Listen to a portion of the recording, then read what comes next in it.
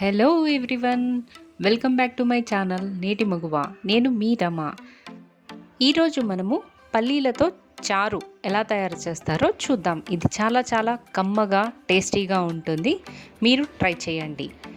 ఇది అన్నంలోకే కాకుండా రాగి ముద్దలోకి, బిస్బిల్లాబాత్లోకి, కిచిడీలోకి చాలా చాలా బాగుంటుంది.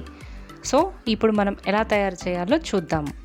ముందుగా 2 టమాటాలని కట్ చేసుకొని, 1 స్పూను చింతపండు, పావు స్పూను మెంతులు, ఈ మూడిటి ఒక వాటర్లో వేసి 3 విజిల్స్ వచ్చే వరకు మెత్తగా ఉడికించుకోవాలి. ఇది మామూలుగా ఉడికించుకున్నా పర్వాలేదండి, తొందరగా అవుతుందని నేను కుక్కర్లో వేసుకున్నాను.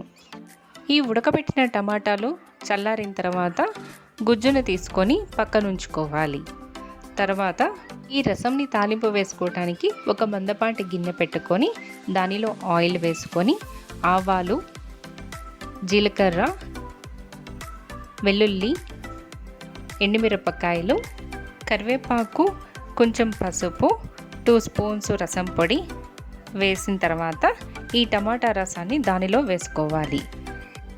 మనం పల్లీల రసం చేసుకుంటున్నాం కాబట్టి దీనిలో వేయించిన పల్లీలు, పచ్చిమిరపకాయలు, కొంచెం ఉప్పు, జీలకర్ర వేసి మెత్తగా పేస్ట్ చేసుకొని పక్కన ఉంచుకోవాలి. దీన్ని ఈ మరుగుతున్న రసంలోకి వేసుకొని 1 కప్పు వాటర్ వేసి మరిగించుకోవాలి. దానిలో కొంచెం ఉప్పు, బెల్లం వేసుకొని లాస్ట్లో కొత్తిమీరతో గార్నిష్ చేసుకోవాలి.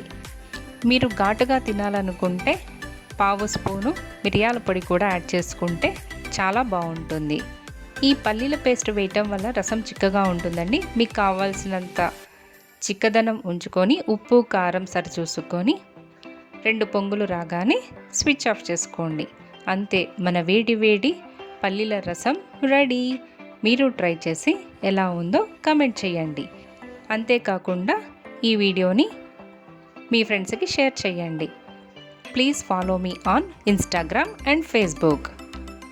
Please like, share and subscribe my channel. Thanks for watching my video.